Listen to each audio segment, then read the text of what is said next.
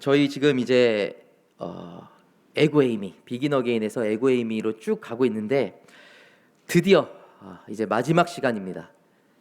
참 포도나무인데요. 예수님이 이제 자기 자신이 나는 이런 존재다라고 했을 때 마지막 선언을 알아보게 됩니다.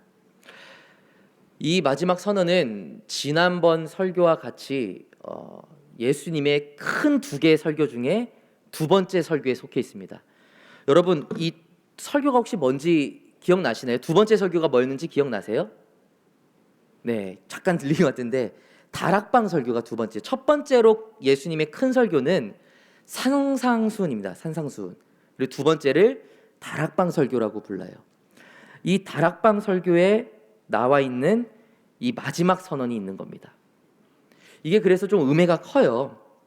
예수님이 돌아가시기 전에 마지막 설교, 그리고 그 중에서도 마지막 에고에이미, 중요한 의미가 담겨 있다는 걸 알 수 있다는 겁니다. 그러면 이 중요한 의미가 뭘까? 저는 이 마지막 대단원을 이 질문에 대한 대답으로 봅니다. 자, 한번 다 같이 읽어보겠습니다. 읽겠습니다. 길이요 진리요 생명이신 예수님, 이걸 어떻게 경험하나요? 네. 지난 시간에 이제 에고에이미가 나는 길이요 진리요 생명이다, 이거랑 얼마 안 떨어진 선언이거든요. 포도나무라는 선언이. 그러니까 포도나무 비유는 예수님을 직접 경험하는 방법이 무엇인가를 알려주는 선언이라는 거예요. 지금 이 선언을 보면은 예수님이 길이고 진리가 되시고 생명이 되신다. 여러분, 이건 아멘입니다. 그죠? 예.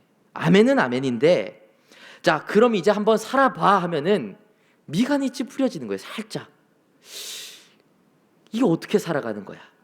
뭔가 알듯 말듯 하는 느낌이 드는 거예요. 여러분, 그렇지 않으세요? 지난 시간에 길이십니다, 진리십니다, 생명이십니다, 그러면 이제 아멘은 했어요.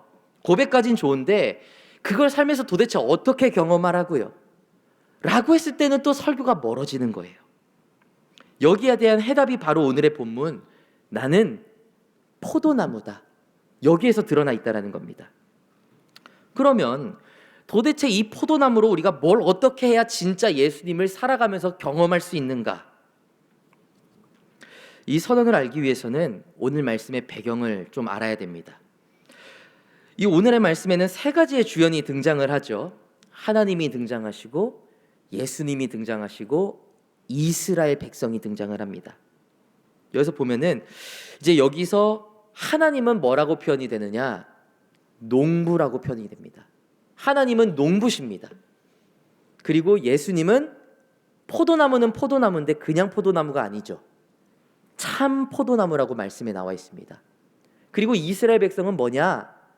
가지다라고 되어 있어요. 가지다. 근데 여기서 이제 저희가 알아야 되는 부분은 참 포도나무와 이제 가지의 관계입니다. 참 포도나무와 가지. 자, 참 포도나무는 예수님입니다. 여기까지는 여러분 이게 들어오셨죠? 참 포도나무는 예수님. 그리고 가지는 누구라고요? 이스라엘이다. 그럼 이 둘의 관계가 어떤 것인가 할 때 제가 아주 쉬운 질문 하나 드리겠습니다. 유치부에서 할 법한 질문.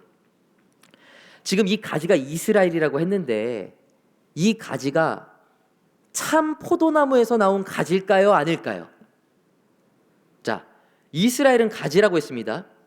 예수님은 참 포도나무입니다. 그러면 지금 이스라엘을 가지라고 했을 때 이 참 포도나무에서 뻗어나온 가지가 이스라엘이라고 하는 걸까요? 아니면은 다른 나무에서 나온 가지일까요? 예, 맞아요.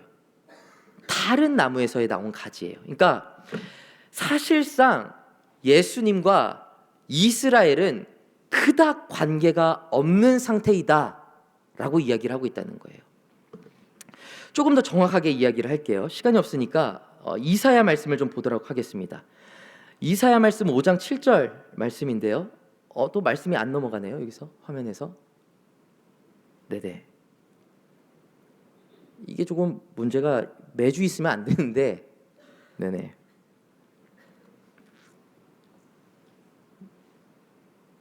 네, 맞습니다. 여기서 보면은 이제 여호와의 포도원은 어디라고 되어 있어요? 이스라엘 족속이라고 되어 있습니다. 네. 그러니까 여기서 보면은 참 포도나무이신 예수님이 계시기 전에 하나님이 원래는 다른 포도나무 밭을 심고 계셨다. 근데 그 포도나무 밭이 결국엔 이스라엘 민족이라는 겁니다. 그러니까 이제 하나님이 농부로서 이스라엘을 포도나무로 키우기 시작한 거예요. 그러면서 맺기를 원하는 열매가 있었어요. 정의라는 열매, 사랑이라는 열매를 이스라엘이 맺어주길 원하면서 하나님이 이스라엘을 길러내십니다. 그런데 여기서 이제 일이 꼬입니다. 자, 이 노란색 부분으로 된 부분 한번 다 같이 읽어주시겠습니까? 읽겠습니다. 그들에게 정의를 바라셨더니 도리어 포악이요 그들에게 공의를 바라셨더니 도리어 부르짖음이었도다. 네. 이스라엘이 정의라는 열매를 맺길 원했어요. 하나님은. 그리고 사랑이라는 걸 맺기 원했습니다. 근데 오히려 포악함, 잔인함, 정의와는 전혀 딴판인 엉뚱한 열매를 맺게 된 것입니다. 결국에 농부는 이 포도원을 갈아엎기로 하세요. 갈아엎어버립니다. 어떻게 보면 농부 입장에서는 당연한 것이죠. 여러분이 이제 농사를 지겠다고 예를 들어서 사과나무를 심었습니다. 사과나무를 심었는데 백설공주 마냥 이 사과 맺는 열매마다 다 독이 들어있는 거예요, 여러분. 그러면 그 사과나무 계속 기를 수 있겠습니까? 못 기르는 거예요. 이게 상품 가치도 없고 내가 먹을 수도 없고 계속 농사를 짓는 것이 의미가 없는 거예요. 그거는 갈아엎게 되는 것이죠. 나무 뽑아낼 수밖에 없는 겁니다. 마찬가지로 하나님이 이스라엘을 올바른 열매를 맺게 하기 위해서 키워놨더니 엉뚱한 열매를 맺으니까 어떻게 하시냐? 갈아엎기로 하십니다. 저희 5절에서 6절 한번 다 같이 읽어보겠습니다. 읽겠습니다. 이제 내가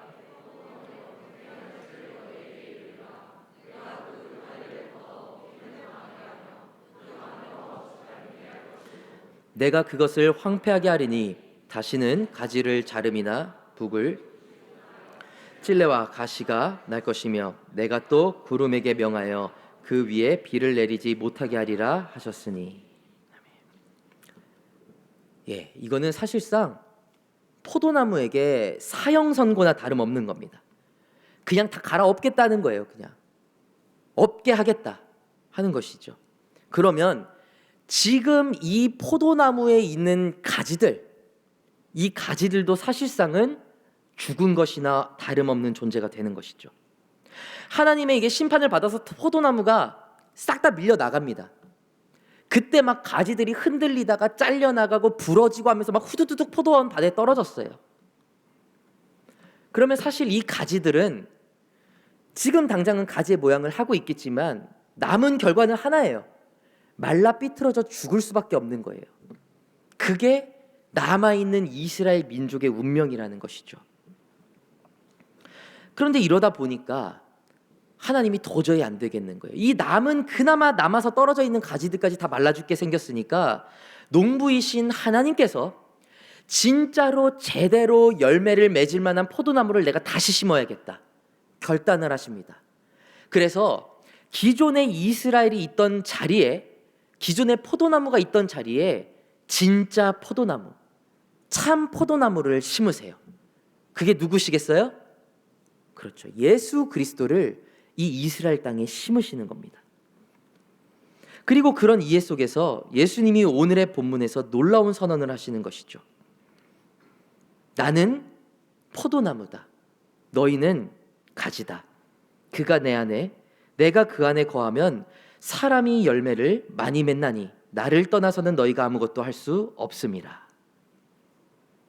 하나님이 이 땅에 참 포도나무를 심었는데 그 참 포도나무를 통해서 지금 그 밭에 떨어져 있는 가지들까지 다 살리겠다라는 겁니다. 그리고 살리는 것을 넘어서 지금 그 죽어가는 가지들에게서 열매가 맺히게 하겠다라고 하는 거예요. 그러면서 예수님은 가지가 살 수 있는 방법을 하나 말씀해 주십니다. 4절에 나와 있는 건데요. 아주 명료합니다. 저희가 4절 말씀 다 같이 한번 읽어보겠습니다. 읽겠습니다. 나의 안에 거하라. 나도 너희 안에 거하리라. 가지가 포도나무에 붙어있지 아니하면 스스로 열매를 맺을 수 없음 같이 너희도 내 안에 있지 아니하면 그러하리라. 아멘. 이 말씀을 보면은 자, 참 포도나무가 있고 가지가 있는데 그 죽어가는 가지가 어떻게 열매를 맺고 말라 비틀어져 가는 가지가 어떻게 다시 살아갈 수 있느냐? 방법은 하나다. 참 포도나무에 어떻게 있어야 돼요? 붙어 있어라. 붙어 있어라. 이게 유일한 방법이에요. 참 포도나무이신 예수님께 이스라엘이 붙어 있기만 하면 살리시겠다라는 겁니다. 영원한 생명에서 끊어진 이스라엘이지만, 다 밀려버린 이스라엘이지만, 더럽고 추악하고 흉포한 열매만 맺었던 이스라엘이지만, 이제라도 다시 예수님께 붙어 있기만 하면 진리요 길이요 진리이신 생명이신 예수님을 통해서 영생의 열매를 다시 맺게 해주시겠다라는 것입니다. 결국엔 길이요 진리요 생명이신 예수님을 통해서 믿으면서 살아가는 것이 무엇이냐? 예수님께 붙어 있는 거예요. 우리도 마찬가지입니다. 저희는 가지와 같은 존재지요. 말라가는 존재입니다. 그런데 어떻게 우리가 말라가지 않고 생명력을 유지할 수 있는가? 예수님께 붙어 있을 때만 가능한 거예요. 여러분 믿으세요? 아멘이셔야 돼요. 예수님께 붙어 있어야 됩니다. 그런데 아멘이긴 한데 솔직하게 또 생각을 해보면 이건 좀 뭔가 비상식적이에요.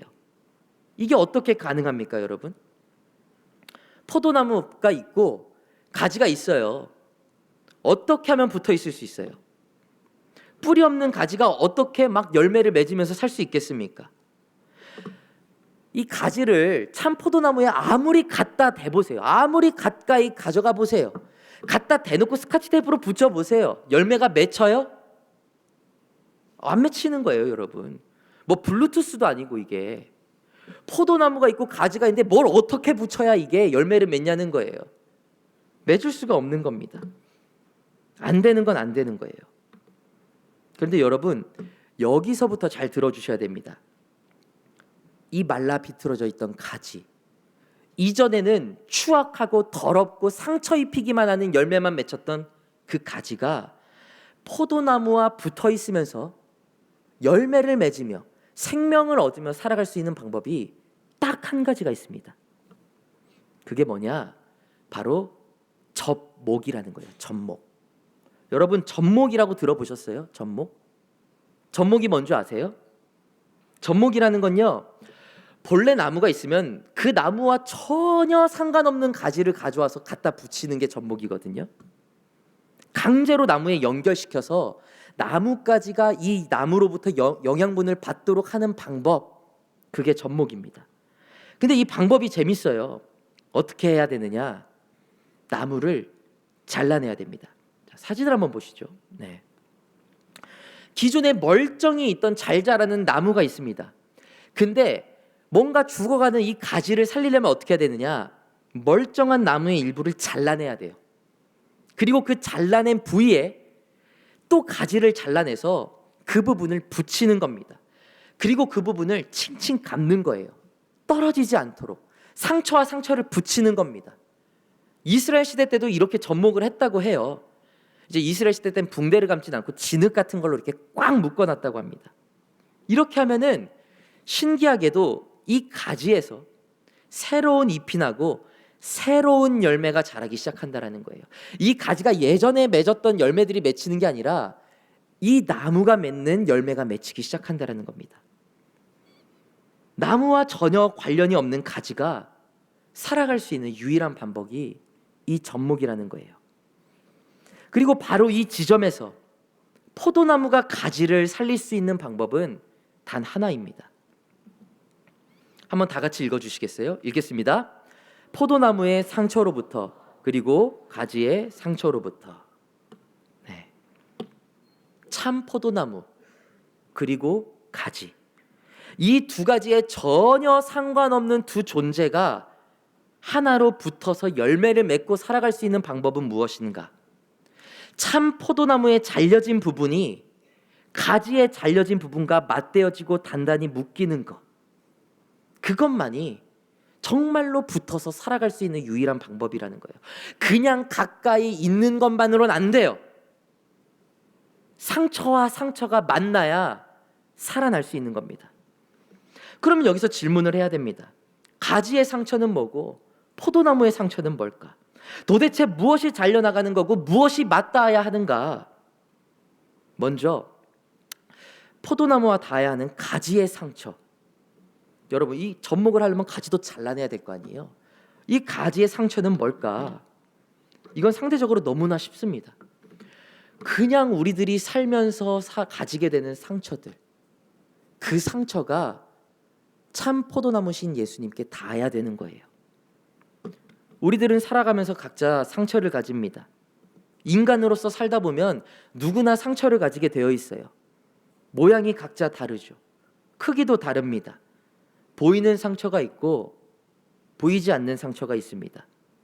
겉으로 괜찮은 척 할 수 있는 상처가 있고 완전히 그냥 일상생활까지 무너져 버리는 상처가 있어요. 그냥 보니까 조그만 얼룩인 줄 알았는데 파보니까 걷잡을 수 없이 곰팡이처럼 넓게 퍼진 상처도 있는 겁니다. 썩어가고 있는 거대한 상처도 있어요. 그리고 우리 삶에 이런 상처가 생기면 우리는 당황하게 됩니다. 하나님을 믿는 사람에게 이런 상처가 무슨 의미가 있을까? 그리고 이런 상처가 생기게 되거나 발견이 되면 우리는 이렇게 생각을 해요. 이 상처들은 나의 믿음이 부족해서 생기는 것이 아닐까? 그런 생각을 하게 됩니다. 왜요? 하나님 믿으면 다 잘 된다고 배워왔거든요. 기도 많이 하면 다 잘 된다고 믿어왔거든요. 그런데 뭔가 내 삶에 눅눅해진 곰팡이가 쓸어버리거나 내 영혼에 쓰라린 상처가 생기게 되면 우리는 본능적으로 우리의 믿음을 의심하고 또 괴로워한다라는 겁니다. 그런데 분명히 아셔야 돼요, 여러분. 믿음이라는 것은 상처가 안 생기게 하는 부적이 아닙니다. 믿음이라는 것은 상처 입은 자들이 다시 일어날 수 있게끔 하는 힘인 것이에요. 하나님이여 사람을 성장시키려다 보면은 넘어뜨릴 수밖에 없어요. 쓰러뜨릴 수밖에 없어요. 그 과정에서 우리는 다칠 수밖에 없습니다. 상처가 안 생기는 게 믿음이 아니에요. 상처가 생길지언정 딛고 일어날 수 있는 힘이 믿음이라는 것이죠.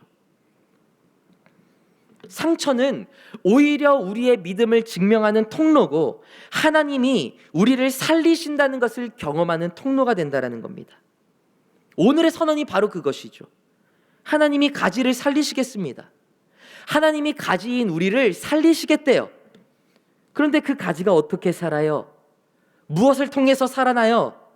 자아가 벗겨지고 숨기고 싶었던 것, 연약한 속살이 그대로 드러나는 나의 인생의 배임 속에서 내 속살이 그대로 드러나는 나의 상처, 그것을 통해서 나의 그 상처, 속살이 그대로 드러나버린 그곳이 예수님과 맞닿게 될 때 그것을 통해서 하나님께서 생명을 흘려보내주시겠다라는 겁니다. 그리고 그 상처로부터 살리시겠다라는 것이죠. 여러분, 상처가 어떤 모양이 되었건 간에 하나님은 이 상처를 통해서 여러분을 살리신다라는 것입니다. 실제로 그렇게 말하는 신학자들이 많아요. 저희 글 한번 읽어보겠습니다. 자, 함께 읽겠습니다. 우리가 두려움과 수치심 때문에 우리의 상처를 숨긴다면 우리 내면의 어둠은 결코 빛으로 변화될 수 없고 타인을 위한 빛이 될 수도 없다. 제가 그동안 했던 설교들과 일맥상통하는 것입니다. 다 숨기고 괜찮은 듯이 기도한다고 되는 게 아니라는 거예요. 오히려 하나님 앞에 내 상처가 드러날 때 예수님이 나의 그 상처를 만지실 때 그 상처를 통해서 은혜가 흘러들어오기 시작할 때 우리가 살아나기 시작한다는 겁니다. 여러분, 길이요 진리요 생명이신 예수님을 실제로 경험하는 것, 그것은 바로 나에게 죽음과 비견되는 상처들, 그곳에서부터 하나님의 살리심이 시작하는 것입니다. 억울하게 도망쳐 다녔던 다윗이 그런 상처 속에서 하나님을 만나요. 나사로의 죽음에 상처 입었던 두 여인이 그것을 통해서 살리시는 하나님을 만납니다. 인생을 걸고 쫓아다니다가 모든 것을 잃었던 베드로가 그 아픔 속에서 부활하신 주님을 만나게 되고요. 평생에 육체의 가시로 마음고생하던 바울이 오히려 그 가시로 말미암아 은혜 주시는 하나님을 경험하게 되는 거예요. 사랑하는 청년 여러분, 여러분에겐 어떤 상처가 있으세요? 그 상처들로부터 새로운 생명이 시작될 줄로 믿으시기 바랍니다. 그런데 여기서는 우리가 겪는 또 다른 상처의 모습이 있어요. 지금까지 이야기한 거는 인간으로 살아가다 보면 경험하게 되는 상처들이에요. 인간이면 누구나 경험하게 되는 상처. 그런데 믿는 자들에게는 그런 상처와는 차원이 다른 상처가 하나 더 있습니다. 바로 그리스도인으로 살아가다 보니 얻게 되는 상처예요. 이거는 그리스도인만이 가질 수 있는 아주 특수한 형질의 상처입니다. 예를 들면 예수님의 제자, 하나님의 백성으로 살기 위해서 내 스스로를 깎아내야 되는 때가 있어요. 잘라내야 되는 때가 있어요. 저희들의 용어로는 쓴뿌리를 제거한다라고 하잖아요. 쓴뿌리를 뽑아내든 잘라내든 그 자리에는 반드시 뭐가 생겨요? 상처가 생겨요. 물론 쓴뿌리를 뽑고 주님을 위해서 고난을 받고 이거는요, 어떻게 보면은 기쁨이 돼야 되는 것이죠. 네. 그리스도인으로 수치를 참는다는 것, 이것도 여러분 상처가 있는 거예요. 그리스도인으로 본분을 지켜내면 뿌듯함이 있죠. 뿌듯함이 있는데 뿌듯함과는 별개로 상처도 있는 거예요. 말씀해 보면 그런 말씀 있잖아요. 나는 주를 위해서 받는 고난이 즐겁다, 기쁘다. 말씀에 분명히 있어요. 근데 왜 이 말씀이 사람들이 이야기하면서 우리가 다 도달해야 될 경지라고 얘기를 하는 줄 아세요? 도달하기 쉽지 않아서 그런 거예요. 보통은 주님을 위해서 고난을 받으면 와 기쁘다가 아니고 와 이거 맞아? 이게 우리들의 현실인 거예요. 그리고 그렇게 살아가다 보면 아프죠. 세상에서 살아가다 보면 그런 경험을 많이 하게 됩니다. 그래서 잠깐 조금 번외로 말씀을 드리면, 여러분 교회 안에서는 서로가 서로에게 좀 상처는 안 줬으면 좋겠어요. 교회 안에서 와 내가 그리스도인이라서 얘 때문에 내가 상처를 입는구나, 서로가 교회 안에서는 그런 얘기 안 했으면 좋겠어요. 그런 경험이 덜 됐으면 좋겠어요. 한 가지만 좀 말씀을 드리자면, 나중에 여러 가지 이야기를 하겠지만, 교회 안에 이제 봉사하시는 분들이 있거든요. 여러분들이 그런다는 건 아니고 노파심에서 하는 소리입니다. 제가 그동안 봐왔던 사역에서 교회에서 봉사하시는 분들이 있어요. 우습게 대하지 마세요. 되게 가끔 그런 경우 봐요. 길거리에서 판촉물 나눠주는 사람처럼 교회에서 봉사하는 사람 대하는 분들 가끔 있거든요. 가끔. 안 받아요. 여러분 뭔가 교회에서 봉사를 하면은 고마워야 하는 거예요. 저는 좀 쑥스러워요, 너무 내향형이에요, 그러면은 괜찮아요 이렇게 하면 될 것이지, 이렇게 하고 가버려요? 째려봐요? 여러분 봉사하는 사람들은 마음속으로 느끼겠죠. 아 내가 그리스도를 위해 박해를 받는구나. 근데 여러분 교회 안에서 그런 걸 느껴야 돼요? 교회 안에서는 안 그랬으면 좋겠어요. 셀리더들, 제가 셀리더들한테는 열심히 하셔야 된다고 엄청나게 얘기를 하지만은, 저도 이제 셀리더의 입장도 있어보고 또 목사로서 얼마나 많은 사람들에게 전화해보고 거절당해봤겠어요. 여러분 셀리더님들이 만약에라도 전화하면 그냥 반갑게 받아주세요. 무슨 070에서 전화 온 것처럼. 예? 아, 또 예배 나오래. 여러분 솔직하게 말해서요, 여러분 한 사람 한 사람 생각해 보잖아요. 여러분 부모님 말고 여러분 위해서 기도한 사람 몇 사람이나 돼요? 셀리더님들은 여러분 위해서 기도해요. 예배 나오길 기도하고 같이 신앙이 성장하길 기도하는 사람이에요. 근데 왜 귀찮아해요? 그래서 안 되는 거예요, 여러분. 물론 여러분이 그런다는 게 절대 아닙니다. 노파심에서 하는 소리, 노파심에서. 제가 당해보니까 제가 이제 교구하면서 막 전화를 하면은 전화하자마자 제자 강성하면 안 다녀요 하고 끊어버려요. 아니 교회를 같이 다니는 입장이면 제가 교회를 옮겨서 한마디 해줄 수 있잖아요. 무슨 내가 이단에서 전화한 줄 알았어 내가. 그렇게 대하지 말라는 거예요. 교회 안에서 서로가 서로에게 내가 쟤 때문에 고난받는다는 느낌은 안 받게 해주는 우리 다드림 되기를 간절히 소망해 봅니다. 네. 그리고 그래야 되는 이유가 뭐라고요? 세상에서도 그리스도인으로 살아가다 보면 박해받을 일이 너무 많기 때문에. 제가 이제 뭐 방학 때마다 제가 선교 그때 얘기했지만 선교를 가본 적이 없어요. 왜냐? 방학 때는 무조건 학비를 벌어야 하는 기간이라서. 한 번은 제가 공장에 이제 취업을 하게 됐어요. 근데 이제 거짓말을 안 하니까 신학생이다 하고 들어갔거든요. 근데 제가 한 분이 되게 마음에 자꾸 걸리는 거예요. 그분이 자꾸 저를 별명으로 부르시는데 뭐라고 부르냐면 제 별명이 그 공장에서 할렐루야였어요. 할렐루야. 근데 유독 한 분, 머리 벗겨지신 분이었는데 유독 한 분이 저를 계속 점심시간마다 부르는 거예요. 야 할렐루야 이러는데 목소리도 얼마나 간사한지 몰라요. 물론 이제 제가 그렇게 느낀 것이겠죠. 야 할렐루야 일로 와봐, 일로 와봐 할렐루야 이러는 거예요. 진짜 솔직히 자존심 상하고 기분 나쁜데 가요. 가면은 꼭 점심시간에 밥 먹고 이제 쉬는 시간에 뭐라고 하냐면은 야 너 교회에서는 노래 한번 불러봐 이러는 거예요. 그러면 내가 너 잘 부르면 교회 한번 나갈게. 그러면서 계속 시키는 거예요. 여러분, 제가 거기서 찬양을 불렀을까요? 안 불렀을까요? 불렀어요? 안 불렀어요? 안 불렀어요. 안 불렀어요. 자존심이 상해서. 불렀다고 해주신 분들 감사합니다.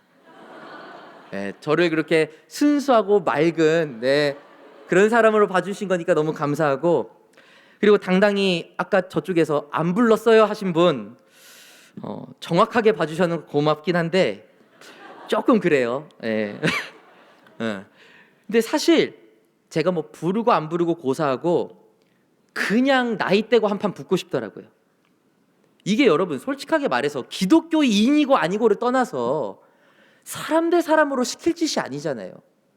다 같이 공장에서 일하고 힘든데 와갖고 노래 불러보라고 하는 게 이건 뭐 일진도 아니고, 예? 진짜 화가 많이 나더라고요. 근데 또 신학생이고 교회고 괜히 또 막 그러면 내가 이래서 기독교인 싫어해 이 말 나올까봐 부르지는 않았지만 웃으면서 넘겼어요. 웃으면서 넘겼는데 바울의 고백처럼 나는 이 고난이 기쁘다. 저는 잠을 못 잤습니다. 열이 받아서. 제 안에 분노와 한참 씨름을 했어요. 결국에는 싸우지 않고 3개월에 이제 알바를 마무리했습니다. 근데 너무 화가 나는 거예요. 제가 잠잘 때마다 온갖 상상을 다 했습니다. 온갖 상상을. 또 막 그분이 약 올르듯이 말하면은 막 잘 때는 어떻게 하냐면은 또 이제 막 또 신학생이니까 막 좀 권세 있고 그러고 싶잖아요, 여러분. 딱 눈으로 이렇게 신령한 눈빛으로 보고 있으면은 그분이 갑자기 막 야 노래 봐 하다가 갑자기 약간 주눅 드는 거예요. 이렇게 살짝 제 상상 속에서. 그러다가 예수 이름으로 꿇어 이러면 그냥 무릎 딱 꿇어가지고 내가 교회 다닐게, 내가 잘못했어 이런 상상 머릿속으로 막 하는 거예요, 밤새. 주님 저에게 이런 권세를 허락하소서 막 하다가도, 근데 결국 그 상상의 끝은 항상 이거였어요. 교회 다닌다고 이렇게까지 해야 돼? 내가 이런 대접까지 받아야 되나? 이렇게까지 고생하고 당하면서 살아야 돼? 몰랐는데요, 그리스도인으로 살려다 보니까 제 안에 상처가 생기는 거예요. 상처가. 그런데 중요한 게 있습니다. 그렇게 주님을 위해서 살기로 하다가 생긴 상처는요, 반드시 주님께서 갚아주십니다.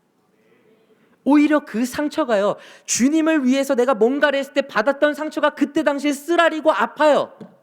근데 그 상처를 통해서 하나님이 내 삶에 들어오시는 걸 경험하게 돼요. 결국 고난이 있을지라도 모든 길을 내가 인도하시겠다. 너가 나를 위해서 이렇게 살다가 고난 받았어?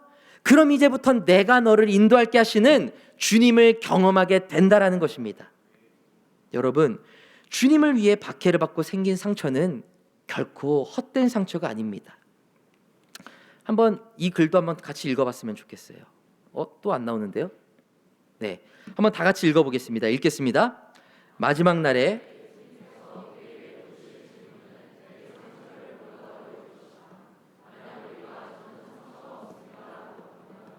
주님은 너를 사랑할 가치가 있는 것을 단 하나도 사랑하지 않았단 말이냐? 라고 대물을 쉴 것이다. 이해가 되세요? 오히려 세상을 살면서 그리스도인으로서 살아가는데 저는 너무 행복했는데요. 그러면 너 제대로 산 거 맞아? 이런 얘기가 돌아올 수도 있다라는 거예요. 그리스도인으로 살면은 진짜 치열하게 살다 보면 상처를 받을 수밖에 있다 없다?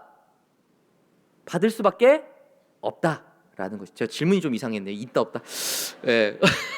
제가 질문을 하고도 미안합니다. 예. 상처를 받을 수밖에 없는 거예요. 하나만 더 읽어볼게요. 저희 한 번 더 읽어볼게요. 네, 한번 읽겠습니다. 상처는 단지 고통의 흔적이 아니라 나 자신과 타인을 향한 하나님의 자비가 흘러들어가는 틈새다. 네.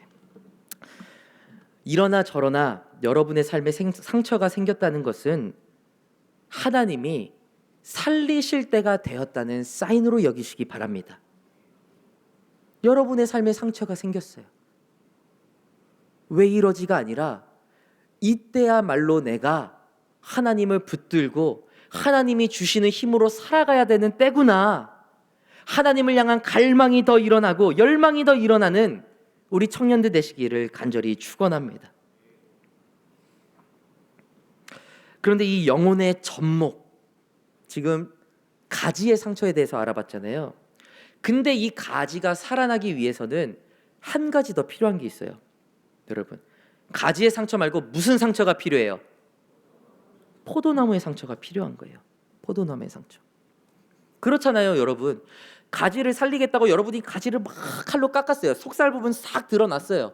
붙이면 되는데 정작 포도나무는 단단한 이 나무 껍질로 다 쌓여져 있어요. 그러면 연결이 돼요, 안 돼요? 안 돼요. 포도나무도 결국엔 껍질을 벗겨내야 되는 거예요. 포도나무도 상처 입어야 되는 거예요. 근데 여기서 놀라운 점이 있죠. 놀랍게도 참 포도나무이신 예수님은 그 우리의 영혼을 접목시키시기 위해서 이미 상처 입으셨다라는 거예요. 어디에서요? 십자가에서 이미 상처를 입으신 거예요. 2000년 전에 예수님은 아무런 죄가 없이 십자가에 달리십니다. 살이 찢기고 뚫리고 피를 흘리십니다. 이건요, 하나님 스스로의 선택이었어요. 스스로 하신 선택이요, 스스로. 근데 왜 그런 선택을 하셨냐 이 말이에요. 왜 스스로를 상처 입히셨는가 하는 겁니다. 왜 아무런 죄가 없는 예수님께서 그 십자가를 지셨는가? 그 십자가로 오라는 거예요. 그 십자가로 와서 그 십자가에 있는 예수님의 상처에 우리의 영혼을 덧대라는 것입니다.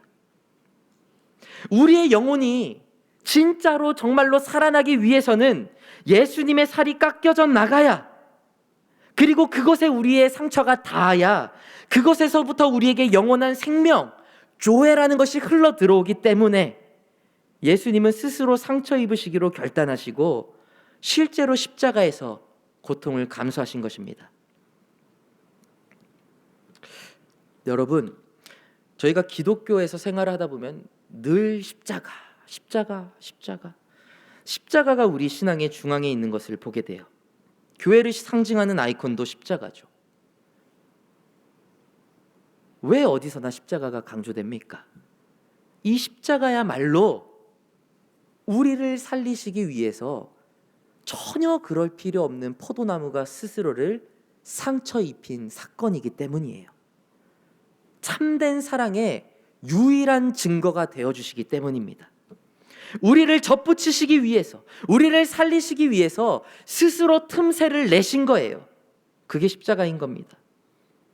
찬양에도 그래서 이런 찬양이 있는 거예요. 내가 매일 십자가 앞에 더 가까이 가오니 구세주의 흘린 보배 피로써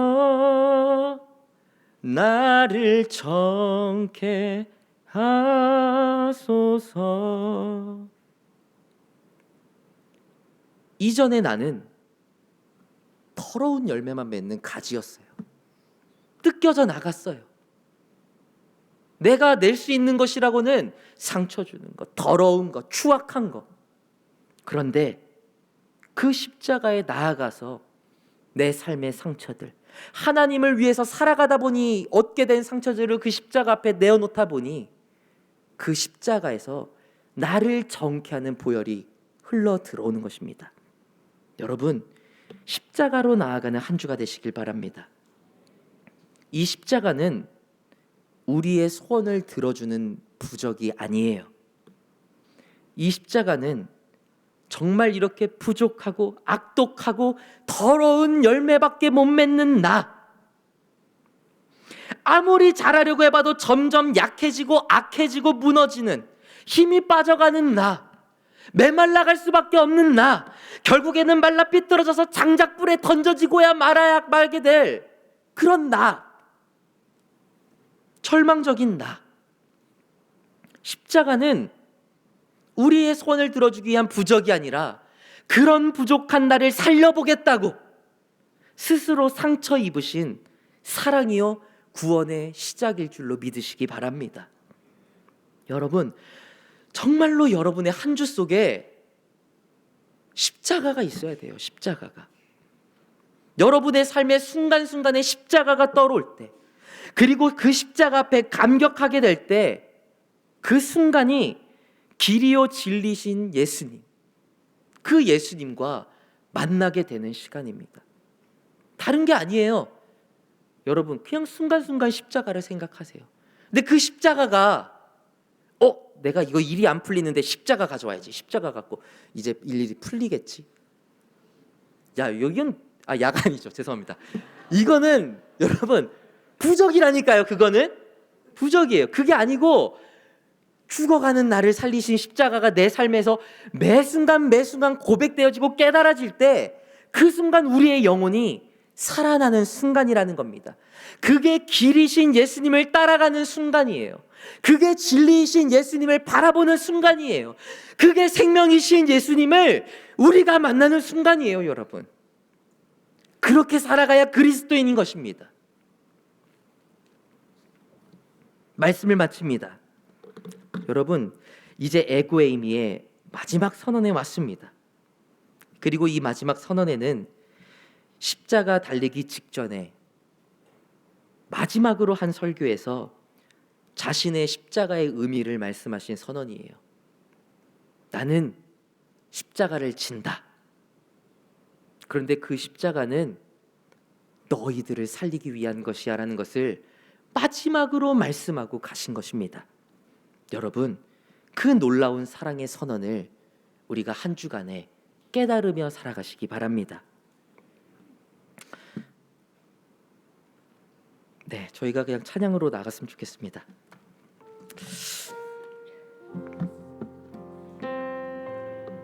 저희가 말씀을 기억하면서 찬양할 때에 우리에게 상처가 있습니다. 그러나 그 상처가 나의 연약한 믿음, 부족한 믿음이 아니라 주님을 만나게 될 통로가 되어야 될 줄로 믿습니다. 이 믿음 가운데 우리가 찬양 함께 고백하며 나아가시겠습니다.